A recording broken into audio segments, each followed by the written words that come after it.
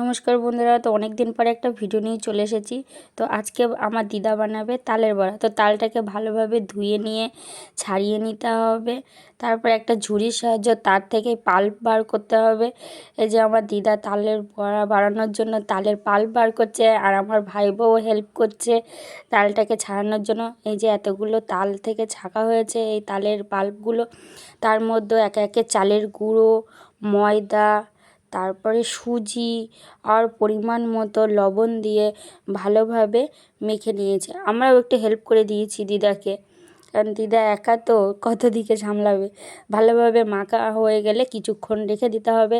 তারপর কড়াইতে তেল গরম করে একে একে তেলের ভিতরে বড়ি বড়ি করে কেটে দিতে হবে। তেলের ভিতরে ছাড়ার পরে উল্টে পাল্টে দিতে হবে।